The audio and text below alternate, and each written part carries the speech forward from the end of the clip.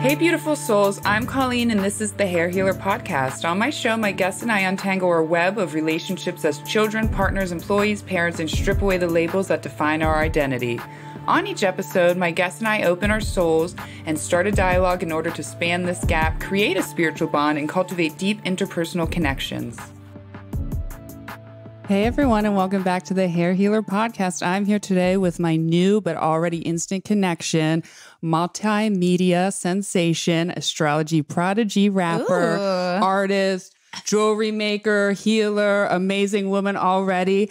Noni, say hello. Hello, everyone. Let's just talk about that introduction. I mean, it was instantly I found her a few months ago and someone said, Colleen, this girl is your vibe. You need to check her out. Mm-hmm. She's super talented. And I was like, oh my God, instantly. I fell in love. I loved your videos. I loved everything about you. Oh my God. I can feel the love. Can you feel the love? I can feel the love. Yeah.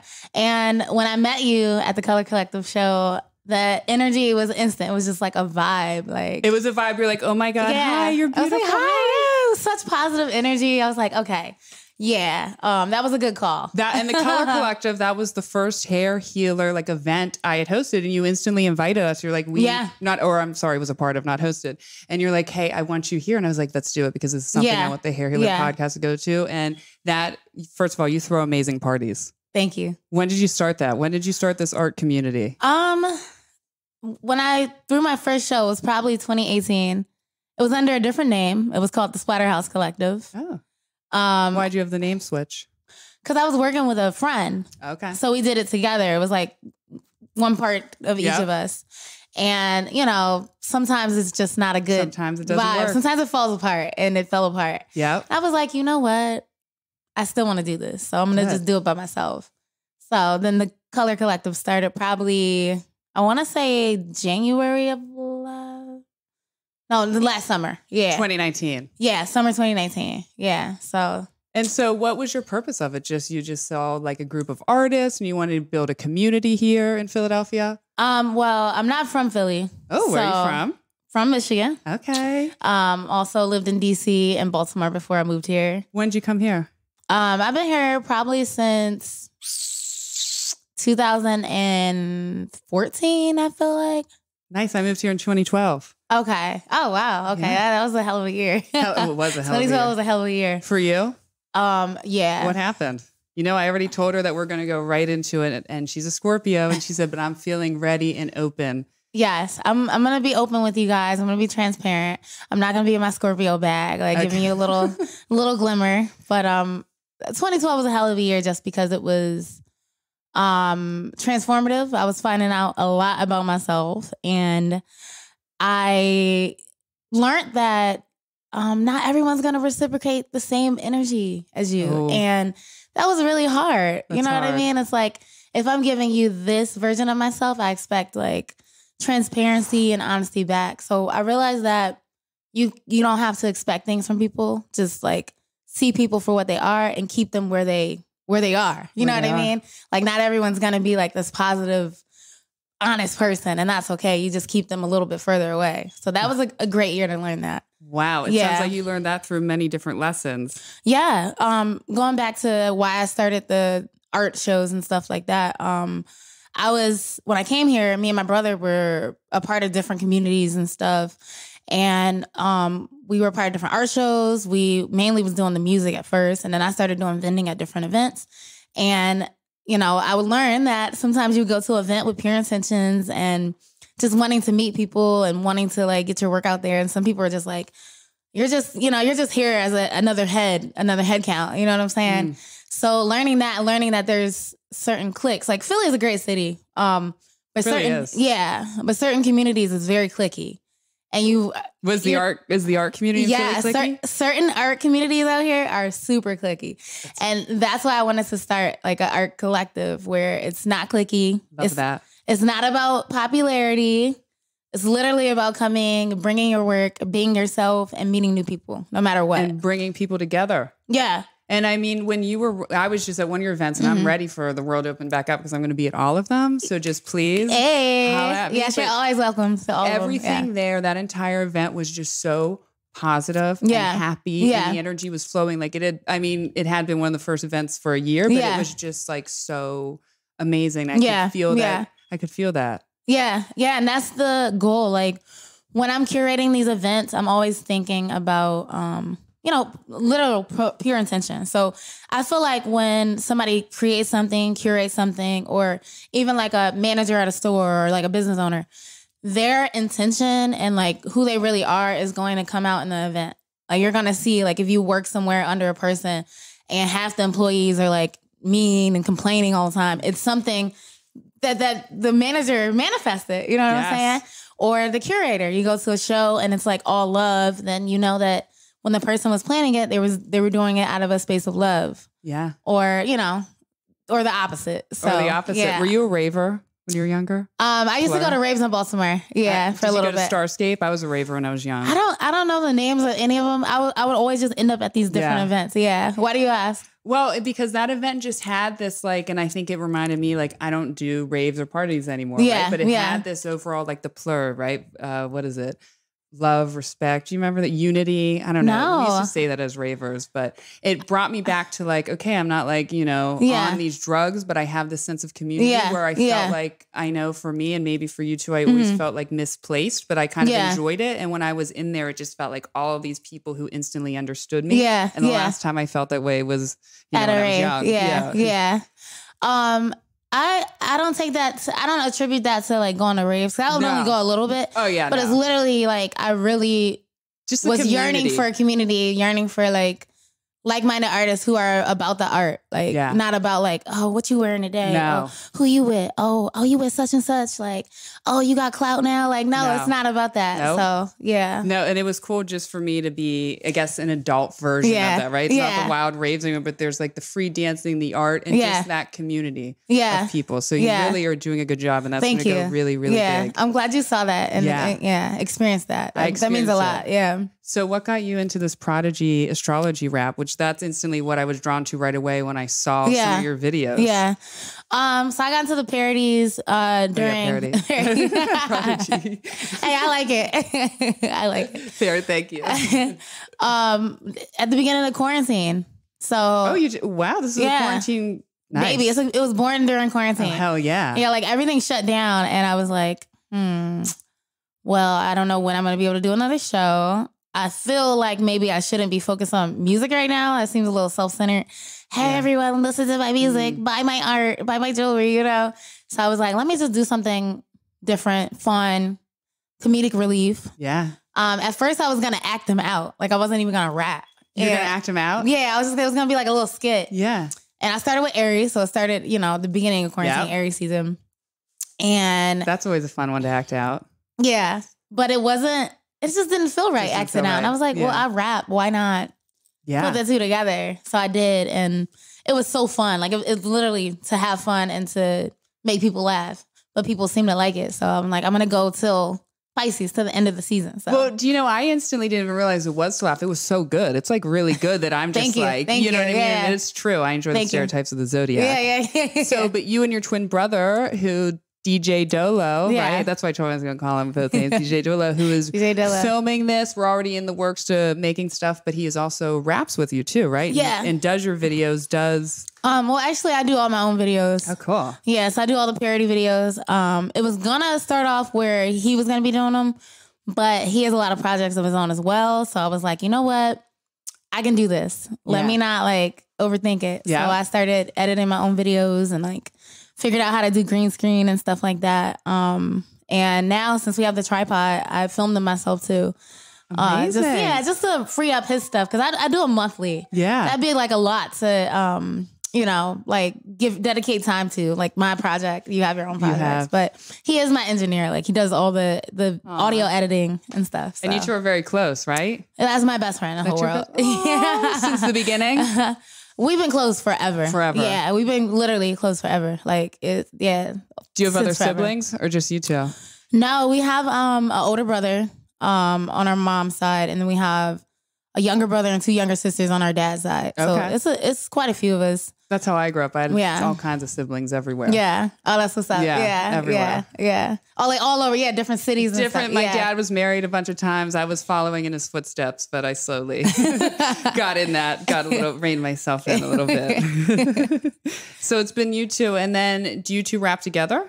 Yeah. We started off as a trio. It was me, him, and his ex-girlfriend. Nice. And we went around the city and like performed and did all Philly or Philly. Yeah. Cool. Yeah, our names used to be Doe Life, Doe Squad.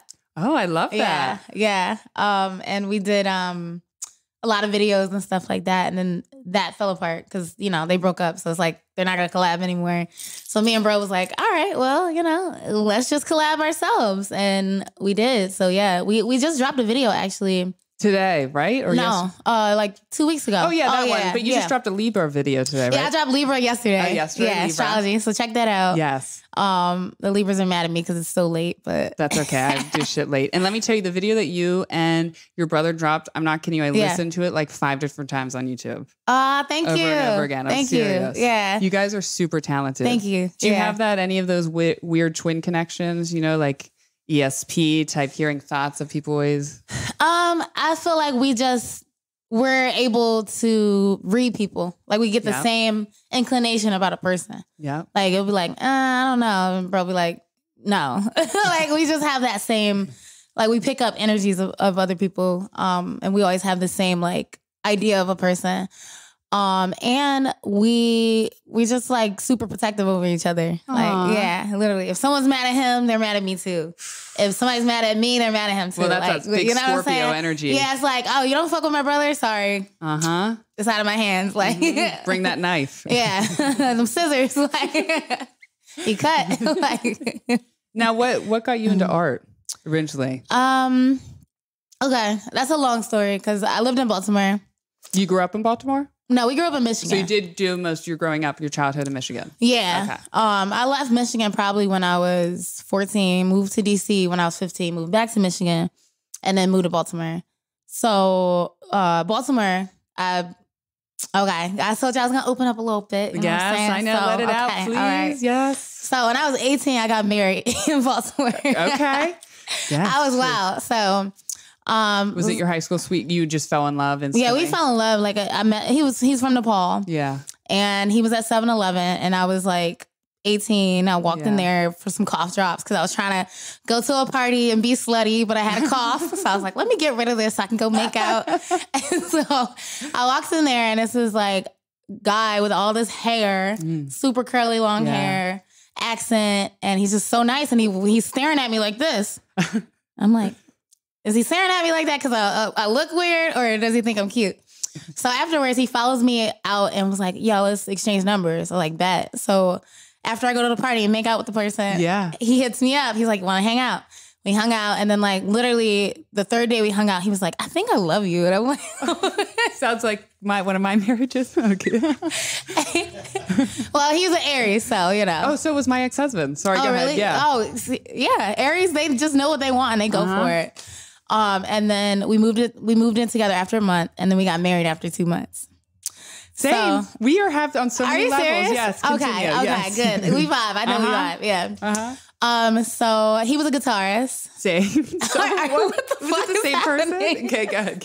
Right, is this the same person? But yeah, so he was a guitarist. So he introduced me to like rock music. Oh, that's cool. I was interested in it, but he really like loved it to his core. And that helped me get closer with my dad because my dad's really into rock music too. Okay. And so they became best friends. And then like we all like would hang out and listen to music. Anyway, we lived up the street from a art college called Micah. So cool. Yeah, in Baltimore. Okay. Yeah, Micah's like this big art college. So we met a lot of like friends and stuff from Micah, and they would come over and I was inspired. Like I didn't grow up doing art or like music. Oh. So I wasn't like confident in myself. So you're so talented. Yeah. So that was in there. And so they brought that out of you. Yeah. But I was still very apprehensive. Like I was just like, this painting, I painted this, but I'm not showing nobody, or I recorded this song. I'm not going to play it for anybody. But that was like that's what planted the seed, like that time in Baltimore. And then when I moved out here, I was like, wow, like everybody's creative. Yeah, there's a lot of creativity here. Yeah, and a lot of people are Baltimore. Huh? In Baltimore. Here. No, when I moved to Philly. Oh, you that's felt what it really, more here. yeah. Oh. Yeah, Baltimore, everyone's creative, but it's like a certain group. It's like a lot of heavy drug use with the youth. And yeah, and it's kind of like depressing their creativity. So you would hear a lot of people say, excuse me, that they didn't want to do anything with their lives. I was like, I just want to do drugs. Like, I'm like, what? You're like 18. Like, come on, there's a whole life ahead of you. Yeah. So when I moved here to Philly, that's when I really like started taking myself serious as an artist, because there was so many people doing art. So would you say I was trying to think of the word earlier, you sort of had like the imposter syndrome, right? Isn't that like when you start on the art, like feeling like this isn't good enough? You know what I mean? I definitely felt like it wasn't good enough. And did you just keep putting yourself out there, keep working on it, how'd you get, or really Philly just brought it out of you? I just kept doing I always feel like I have to create stuff. So I was creating it. Yeah. I just wasn't sharing it. You just weren't sharing it. Yeah. But I started sharing it. Have y'all heard of First Friday? Yeah. Yeah, there was this First Friday down in Old City. Yeah. And that First Friday was so magical to me. Because you just go down there and it's like all these people on the sidewalk selling art and like jewelry and stuff. And then there's galleries, high-end galleries right there. You go in, there's wine and cheese and stuff. So that's what really got me more confident with my art. Was that your first show? Yeah. You just go set up. Like, how'd literally. you feel when you did it? Were you just so nervous? I felt like one of many. Because we were all out there together on the sidewalk. And like I had these little drawings that I thought were ugly, but everyone was like, oh, these are different. These are cool. And I'm like, thank you. Like, so that's what really got me started. And then through that, I met like different artists and vendors and stuff like that. So then I started learning about the shows where I would sell my jewelry. I still wouldn't sell my art. I'm like, I don't know. I'm not selling this shit. But that's what really got me started, was the First Fridays out here. Yeah. Wow. So, I have to ask, what happened with the husband? Well, so I'm sure that helped bring out a lot of your artistic, probably after that too, like the pain or whatever. I don't know if there's pain, but the ending.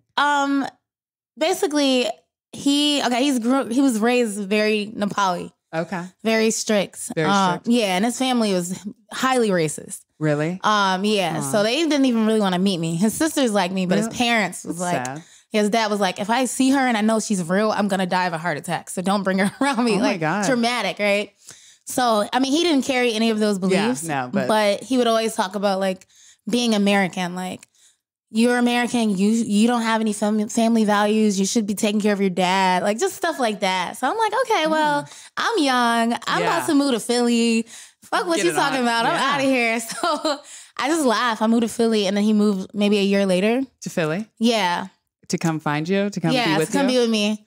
But by then I was like, I mean, if you want to be together, we can open this relationship up, because I'm kind of, now I want different things. We've been apart for like almost a year now. So we opened our relationship up, and I kind of, it's bad. Like, I kind of fell in love with somebody else, and like, we broke up. You got into an entanglement. Yeah. Matt and I were just talking about entanglements. We got into entanglement. Especially that young, right? It's so complex. I mean, in general, love relationships are very complex for complex people. Half people don't even know about their own childhood to know. Well, that's a whole other story. But it's complex. But I know for me with heartbreak, and it sounds like that's why I said in Philly, like a lot of times when I end that kind of relationship with someone, I get right into my art. It just like inspires me. Yeah. I got right into another relationship. Me too. So I did that too. I was able, because when he moved here, when I knew he was moving here, I found a music house. So cool. Yeah, a house full of musicians. It was like this black girl played violin and guitar. Her boyfriend was this white guy who played guitar, and what's the Indian guitar? Sitar. He played the sitar. And then there was a photographer. It was just a whole art music house. Oh, how cool is that? For him, yeah. I was like, I found this so you can move here and like follow your music and be happy. Yeah. And because his parents didn't like that he was doing music. So he moved in there, and basically, I feel like it got better. But me being in there, I'm like, I don't play any cool instruments. I play djembe and kalimba. So when I moved out, I was able to like focus on like other things, because it was just me and my new partner. At that point. Yeah. So So I guess I did kind of get more into my art a little bit. That's Is it the partner you're with now? I mean, you're speaking my story. So and this is like 4 or 5 partners ago. That was always my 20s. So, yeah. I was always do. Yeah. That's okay. But we learn and we grow through each and every one of them. Yeah. No, and you grow. How'd you meet your partner now?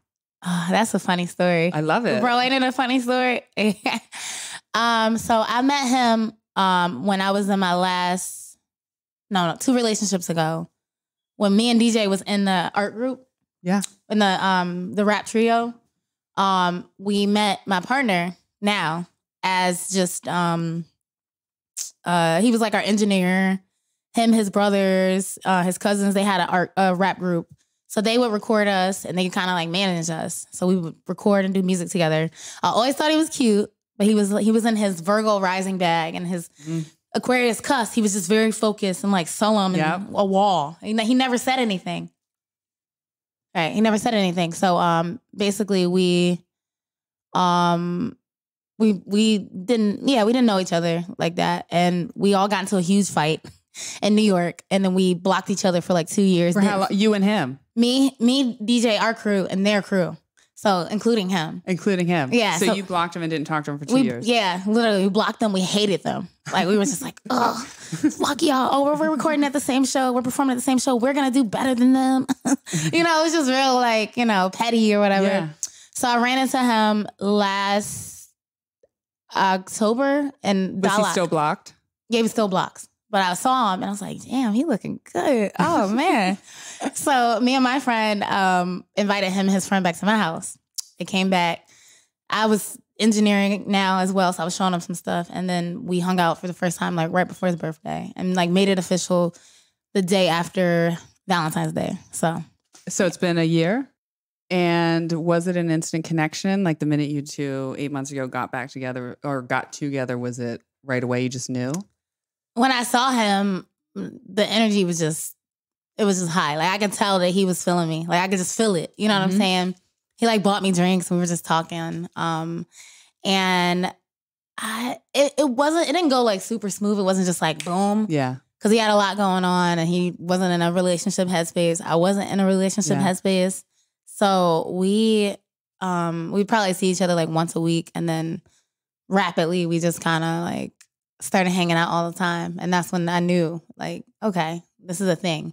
It's a thing. Yeah. Yeah. So what do you think when you go into relationships? Like, and you said you had relationships before, but I know why I did it. Why do you think, you know what I mean? When you enter relationships, was it the people you met? Was it where you were in alignment spiritually? You know what I mean? Like what happened with all those other ones and how you found yourself with this great guy?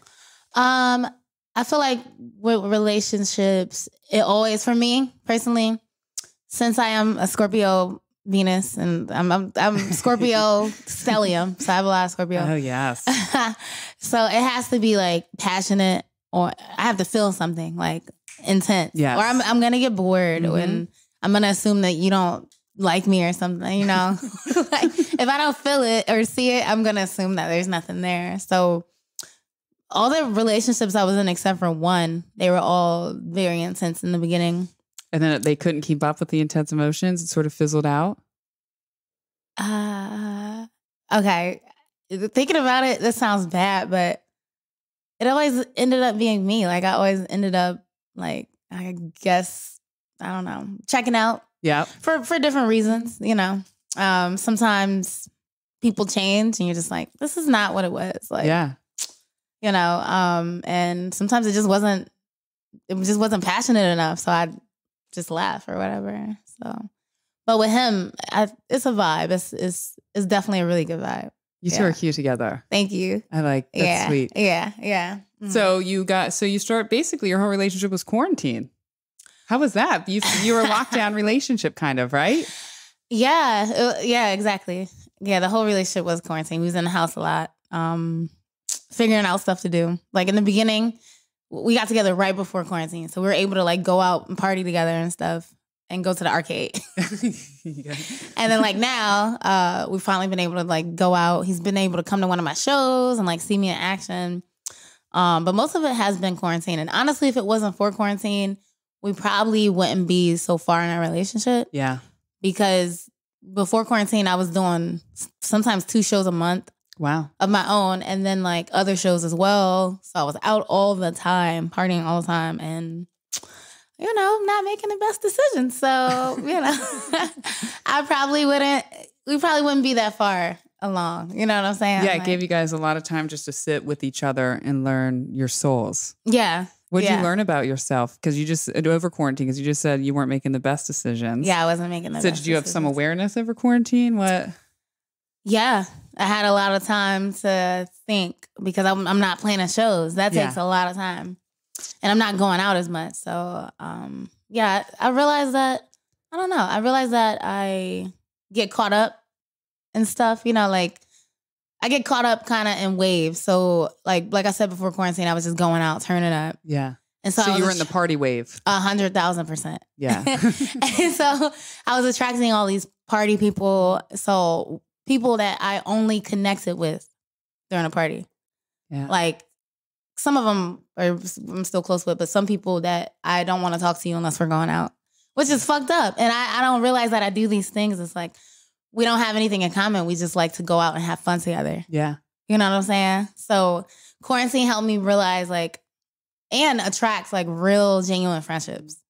Yeah, because there's that alignment, right? Yeah. I mean, partying's fun, but when you're partying all the time and you're with people partying all the time, there's always what are you trying to escape in your life, right? Yeah, what are you trying not to feel? So then that kind of, at your point, you were trying to escape, not feel, have fun, whatever it was. Yeah. Well, and at that time, I was my living situation was it was bad? Not the best. Yeah, I was living with an ex. So I've been there. Living with an ex. We broke up 2 years before, and I was dating someone after that, and then now I'm dating someone else. So I was living with him through 2 relationships, basically. Okay. And how did that go? Well, it didn't go good because he was still madly in love with me. He's a tourist, and it's really hard for him to let go. Were you guys still friends? Were you friends? I was trying to be friends, but he was always so angry that, I was living my life. So it just got worse and worse and worse and worse and worse. Yeah. So, yeah. And that happened right before quarantine. Yeah. Well, I was still there. We didn't move into here until May, right, bro? Yeah, about May. So I spent summer quarantine there, and it was just we gotta get the fuck ASAP. This is not it. ASAP. Yeah. And it sounds like then 2020, which for me too has been a really, kind of coming into your power and transformative time for you and really finding out what your soul wants. Oh, 100%. And needs. Yeah. I know now that, I've always wanted genuine connections. Yeah. Oh, excuse me.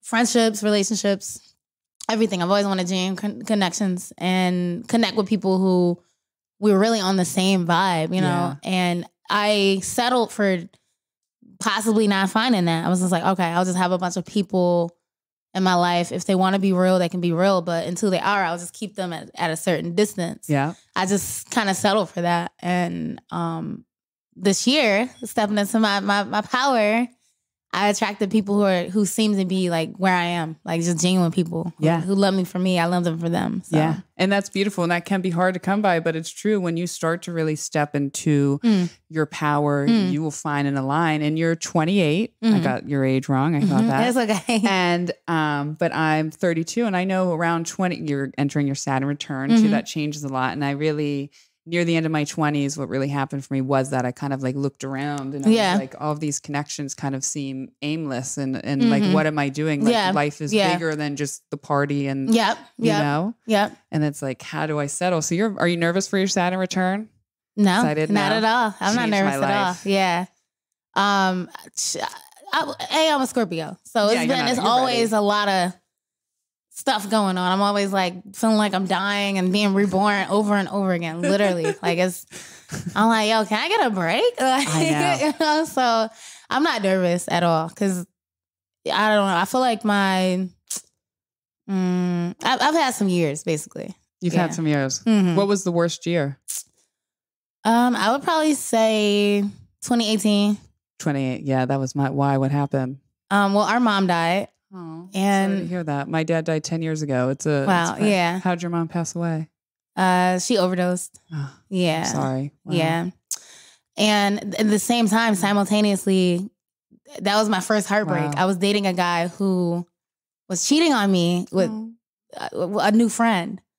So it was like a simultaneous thing. Wow. It was that and that, you know? Wow. So you found yourself probably on the fetal position on the floor crying a lot. No, I found myself in revenge mode. Oh, the scorpion. Yeah. That I was able to channel all my attention to the betrayal. The betrayal. So I didn't even have to think about like my mom. I was just like, okay, let me get these two people back. This is great, you know? And I met a friend that year who introduced me to a spiritual healer. Oh, wow. Because he was a Pisces. He's not my partner. It was a brief friend. He was literally brought into my life to introduce me to this healer, right? Wow. And the healer basically said that I was like blocked emotionally because I was barely crying or nothing. Yeah. Like the day we found out, we barely cried or anything. Wow. We just kind of like, just instantly went numb. I don't know. I guess. Yeah, just kind of just didn't even disassociate. Give it a chance. Yeah, just like, so anyway, I went to this healer. She did all this like, all these different techniques on me. It was amazing. It was two of them. One was a channeler, and the other one was like the healer, basically. And I cried. Like, I was like, they had me turn my back to them. They had me imagine something. They spit this water stuff on me with oils, and I had to hold this giant crystal, like literally. And I felt like movement here for a long time. And then the next day, I felt so angry. Oh, yeah. Like blindly angry. And I was like, what is this? And they were like, a lot of stuff that you've been holding back is going to come out. And I felt so angry. Like I haven't felt that angry ever. And after that, like I went back probably like 4 or 5 times, and I was able to work through why I was so obsessed with revenge, even though it wasn't that big a deal. Yeah. And work through, Why did you find? Because that was the first time that I let my guard down, I guess. Like that was the first time I was heartbroken, basically. Yeah. And B, because I probably didn't want to focus on my mom. So of course. I was focused on that. It really wasn't that big of a deal. Like, because he wasn't a great guy or anything like that. It was just like, you know, I just needed that distraction. Yeah. You know? And also I was turning up a lot that year. Shortly afterwards, that's when I split with the girl from the Splatterhouse Collective. So that year I lost a lot of friends. Wow. But I needed to. Like, it was like, I didn't even have to do anything. They would just cut themselves off. It was like masks were just falling off. Like people was just like, hey, this is the real me. Look at me. This is the real me. Somali, stop being bad. So yeah, it was a really hard year. It was the worst year, but it was the best year in the sense that I lost a lot of dead weight. Yeah. And there's something too about just the tearing down, the unalignment, right? Yeah. Which can be very lonely and sad. But again, that's where so much of the power and the strength is born. Like, wait, I don't need anyone. I don't need anything. I don't need any. Yeah. Yeah. Yeah. So exactly. What was 2019 like? Was that a better reemergence? It was better. It was way better. 2019. Well, I also met my best friend. She's a Gemini. In 2018, at the beginning of 2018. So luckily, I had her there when I lost all my friends, my partner at the time, my mom, all that. So 2019, me and her really got close. And that's when I was able to start the shedding kept going. So I lost my business partner. So then the Color Collective happened and more music, more projects. 2019 was actually a wonderful year. It was a wonderful year. Yeah. Yeah, the Color Collective was just magical. My dating life was great. I had I was dating quite a few people. And I had a person for each thing, like a person to take me out, person to buy me clothes, a person to cuddle and talk to. So it was just a great year. Yeah. That's a good year. And I think that's cool to see that you went through that's horrific. A lot of people can't sit in that year of pain of losing everything, and you were able to stay grounded, stay in yourself. But that's why I tell people now in 2020, everything shifts, right? You moved into 2019 and you have a beautiful year. Now here you are in 2020 and your career is like taking off and you're starting to see things and you're starting to get this flow to things. What do you see for the future, for your future? I see some great things for the future. And I actually believe it now. Like I feel it. You know what I mean? Yeah, like before I could just say like, this is what I want my future to look like, but I don't know. Hopefully, fingers crossed, you know?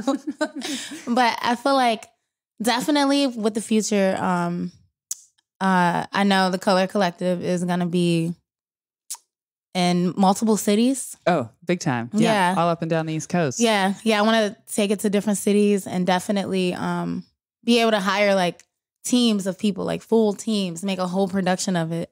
I want it to be I want every city to have access to that community. I don't know every city. I don't know, their art scenes, but I would love that to be something everywhere. I think you would bring the art scene to every city. Yeah, even the small ones, because I want to hit small cities too, that don't really have a lot going on. So that's the goal. Also, the astrology parodies, I want to continue those. Yes. And I want to turn them into something like a mini series, different characters. I want to finally go on tour with the music, for me and bro to go on tour. Wait, I just had this vision of like different characters. So you'd have an Aries character, a Gemini character. That's what I mean. Yeah. You should so do that. Because I just started laughing and I don't even know what you say yet, but I could just only imagine. Yeah. After Pisces season, I'm going to start with the characters. Like, yes. They're going to be in things together. So like it might be all the water signs and how they would react to this one thing. And they'd be like arguing. And then all the fire signs, all the air signs. And then it might be, like the opposite signs, like Scorpio and Taurus. And, like, so yeah, I like that you said that because that's where I'm at with it. Yeah. Oh my God, I think that would be hilarious. Yeah. And you have that. Yeah. You have that ability to sort of, all your outfits are amazing, but kind of switch characters. Yeah. Were you an actor when you were a kid? Like my son Remy loves to dress up every minute of every day. Did you do that? I didn't act so much. I would get my Barbies to like they had whole stories, lives. They had to dress a certain way. My friends couldn't change their outfits. So in that sense, I guess it was a little bit of acting. Yeah. What inspires you now to do art? Are you inspired when you're feeling sad, happy, anything? I feel like with a Scorpio, it's got to be like, I don't know, just dark. I don't know why. I feel like you just like your dark emotions sort of inspire I keep going back to that, but. Well, that's true. I feel like I made my best songs when I was heartbroken. And I feel like I made my best art at those times too. But when I'm in good spirits, I have to create, because if I don't, then I start getting all dark. I start thinking about like, you know what, the world's ending anyway.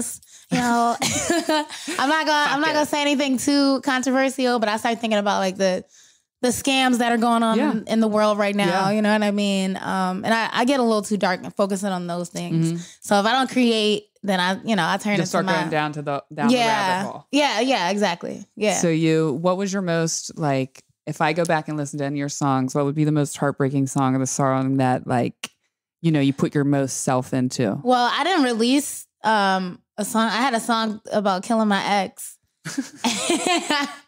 And wait, what was that Eminem song? Kim. Like Kim. Did you ever listen to that? Yeah. Because we're from Michigan, so we used to listen to Eminem. So it was like Kim. Yeah, it was. It was anger. It was like some screaming, and it was like that. How'd you feel though after you made it? Probably amazing. I was like, right? yo, this shit is hot. Oh my God. And I was like, wait, I'm not sharing this. Can't nobody see this side of me. So I sent it to him, and like me and DJ heard it or whatever. Yeah. But how'd you feel afterwards? Because that really, especially with screaming, like there's so much to the voice and getting that energy out. You probably felt 10 times lighter, right? Yeah, I felt amazing. I felt good. I didn't feel angry anymore. I felt more just like, okay, what now? But I felt good. It was definitely a release, and I would just go back and listen to it when I got upset. Yeah. So, yeah. What do you do to maintain your spiritual groundedness now? Do you meditate, yoga? What do you do? I meditate. I chant. I'm Buddhist, so I do, I love chanting. Nichiren Buddhism. Yeah. And I write. I script a lot. Like I write my future ideas and goals. I'm not gonna lie. During quarantine, with the pandemic and certain other things, and just the way things are being handled, it kind of I went down the rabbit hole for a little bit. So I stopped doing my spiritual practices, but I started back up again recently. So I plan on doing that like a lot more. Yeah. I mean, for me too, in years of spirituality, I go through those phases, right? Just like with working out, with anything, I'll be like, I will be like, the most feeling like this. And then other days I'll go 2 months without even I'll be on my phone all day, yet I can't take 5 minutes of meditation. And we know it does better, makes us feel better. Way better. Right. Yeah, it makes a difference. Yeah. You definitely feel lighter, more balanced, clarity. Like I've been seeing angels lately. Like, have you? Mm-hmm. I don't know if it's my mom or I don't know who it is, but one night I was laying upstairs in the room and it was completely dark. I just opened my eye for a minute. It was this brilliant flash of light. Wow. Like from nowhere. Like, and I was like, what is that? Wow. And so I was like, I have chills. yeah, I literally saw it and I felt good. Like I felt protected. You know what I mean? Like I didn't feel paranoid or anything. So the next day I told my partner, I was like, yo, I saw like a flash of light or whatever. And I was like, I feel like it might be an angel or something. So I looked it up and it said an angel. He was like, yeah, I see it. I see him all the time downstairs. I was like, wow. He's like, yeah, I usually see two. And I was like, this is my first time ever seen it. It was one. It was really bright. So that's beautiful. And I would say too, it's probably is your mom also. I know my father comes in weird, like either dreams or electric a lot, right? Because we're energy, if you believe that, you know what I mean? And we are, that's really cool. And that means you are divinely guided and they're showing to you, or maybe you're more open now to seeing and receiving it. Yeah. Yeah. You know? I remember when my dad died and this medium was talking to my sister about it. And he had said that he had come to me, but I wasn't open to seeing it. Wow. For a couple of years. And then once I finally took that in and understood I was blocking it, it's all the time. You know? Oh, that's amazing. Yeah. That makes sense. You're going to keep seeing them. Sometimes just in general, I'll see spirits like, I have mirrors all over my house. Yeah. And, like you just see them out of the corner of my eye and I keep like in the back of my mirror, but they're not like around, but I don't get scared. Right. Yeah. We know, just like we know good and bad energy spirits are like that. We know when we have good spirits with us and bad spirits with us. Mm-hmm. Yeah. Yeah. You definitely know. Cause I didn't feel weird or anything, you know, felt comforted. Yeah, definitely. Yeah. And I don't see spirits a lot. I did see something scary. What? In Baltimore. Tell me. There was so I lived by this big park. Y'all know Clark Park up the street? No. Basically, it's a giant park, flat park, and then the other side is a doggy bowl park. Okay. So in Baltimore, we lived across the street from Patterson Park. It was like almost identical to Clark Park. And when I came home from work, my dad lived right across from the park, the doggy bowl. So I could cross through or I can go around. At that time, it was somebody snatching up girls in the area. Oh my God. And it was nighttime, but there was a Spanish festival across in the other park. So I was like, I'll be safe. Let me just walk through the doggy bowl, get home faster instead of going around. And I saw something standing at the top behind a tree. So I'm like, oh my God, is that the man? Is he gonna snatch me up? Like, I'm just trying to get home. Why is he out here doing this? This is so weird, right? Oh my God. So my house is literally behind the tree, like across the street. Oh shit, so you have to go past the tree. Yeah, so instead I go the opposite way so I can walk out in case he jumps at me. I can run, I'm far away. But when I get up on the same level as the tree, the man steps out and it's not a man. It's literally a black silhouette. There's no face, no features. It's not a man at all. It's a black silhouette, I swear. I was like, it wasn't a human. Well, as you were talking, what instantly came to me was, I think too, when people do ugly things like that, like snatch people, that there is an entity around them, right? Yeah. Like we know of energy around us. And I bet you. Yes, that was an entity. To me. That was probably the bad person's entity watching. Yeah. And it was a bad energy. I felt stuck. Like my body started vibrating. I couldn't move. Like I was stuck in that position. I'm like, not only do I have chills, I literally am cold. Like, yeah, I'm getting cold too, right? Down. Yeah, like that's crazy, right? Fuck you, bad spirit. Right, get out of here. Angel, where y'all at? Yeah. So, yeah, I saw that and I was like, whoa, and I was just stuck for a second. And just watching it. I was like, I was like literally like vibrating so fast I couldn't move. And then a lady came with her dog. They were walking near us. And the dog chain was jingling and the dog was like barking a little bit, looking towards the spirit. And it snapped me out of it. And I was like, and ran in the house. Holy shit. Yeah. And then my uncle is a Buddhist. My dad's Buddhist. My aunt she's country. So she's, they're really into spirits. It's just a part of culture. I walked in, I was like, I just seen a spirit in the park. It was staring at me. And then my dad was like, he's like, yeah, you're in soon, Aww. And then my uncle was like, he's telling you not to take that ass in the park no more. That's what he's telling you. I'm like, yeah, you're probably right, Uncle Vinny. Did you ever go back through that park? Only during the day, not at night. Yeah, but I felt that energy all throughout Baltimore. Baltimore has a heavy energy. There's a lot of spirits in Baltimore. That's interesting. A lot, yeah. What do you think? I don't know. I maybe like the meridian points or something. It just has like this energy. Like even like I started practicing Wicca there. I don't even know why. Like I was called to like different things. When me and my husband moved to our first apartment, the day we moved in, the manager's son got shot and killed downstairs by the front door. Holy shit. And when we came down the next day, the pool of blood was still there. The floors were painted burgundy, so it just looked like a dark liquid. It was like, what the fuck is that? So we go to call her, hey, we're about to turn in the rent. And she's like, my son just got shot and killed last night. I was like, by the front door? She was like, yeah. I was like, oh, I think there's still blood down there. She's like, yeah, I don't want to clean it up. That's the type of energy that was there. You know what I'm saying? Yes. So that apartment was haunted as fuck. Like it was so haunted. How long did you stay there? I'd have been like, never mind. I stayed there for probably a couple months because I moved. No, a year. I stayed there about a year. Yeah. Yeah, maybe a year or two, actually.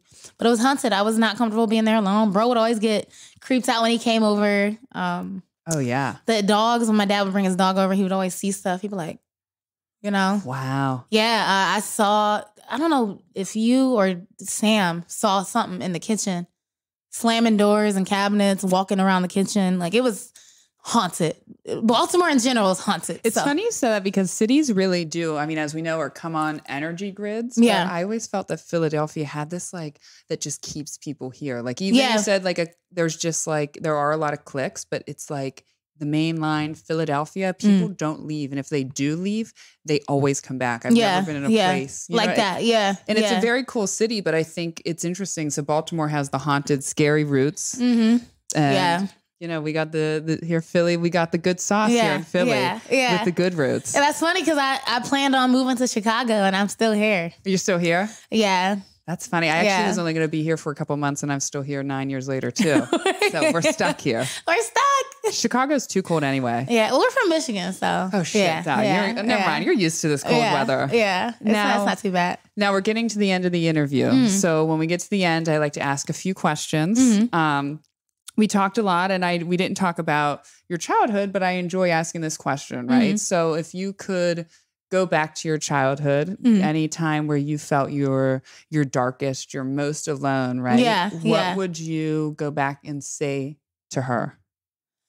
I would probably say this is a period and it'll pass and you'll be able to look back on it and probably gain strength from this experience. So, you know, don't fret. It passes. That's what I would say. That's beautiful. Yeah. I started this podcast doing some major inner child work with therapists, shamans, different people. So it just always seems to come up. And I'm so intrigued of just like what people would say, you know, because we all have our hurt little inner child in us. Yeah. No, we all do, for sure. I like that question. Thank you. Thank you. And that's a good reminder too, if you're ever feeling like a lot of times it's for me, my emotions showing up for her, that little girl in me. So a lot of times I'll go back to that moment, just be like, what do I need? For that. So it's a good trick. Yeah. That's amazing. What's the best piece of advice anyone's ever given you? Okay.